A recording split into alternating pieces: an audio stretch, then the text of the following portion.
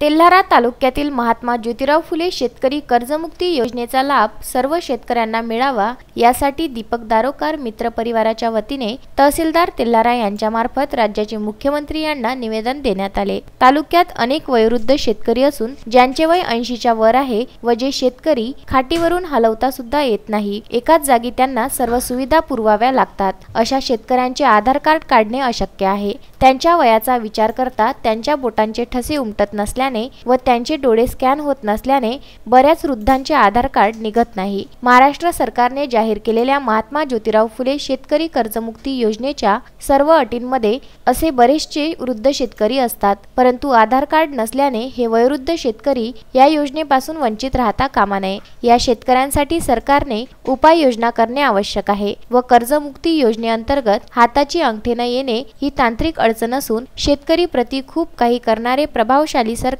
योग्य निर्णय घेण्यात पुढे येईल काय? कोणत्याही अटी व शर्तीशिवाय कर्जमुक्ती असावी। वृद्ध शेतकरी हवालदिल झाले असून सर्वसामान्य माणसाला आधार मिळावा व त्यांच्या कर्जमुक्तीची रक्कम जमा करण्यात यावी। तसेच शेतकऱ्यांना कर्जमुक्ती योजनेची माहिती काही संबंधित अधिकारी देत नसणाऱ्या अधिकाऱ्यांवर सखोल चौकशी करून संबंधितांनी योग्य ती कार्यवाही करावी, या आशयाचे निवेदन देण्यात आले असून निवेदनाचा त्वरित विचार न झाल्यास सर्व शेतकऱ्यांसह आंदोलन छेडण्यात येईल असा इशारा सुद्धा देण्यात आला आहे।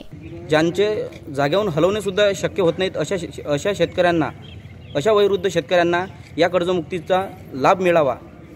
या कर्जमुक्तीमध्ये आधार कार्ड असणे आवश्यक आहे, परंतु असे शेतकरी आहेत की ज्यांचे अंगठे हे फिंगर येऊ शकत नाहीत आणि त्यांचे डोळे स्कॅन होऊ शकत नाही, त्यामुळे त्यांचं आधार कार्ड निघून न राहिलं।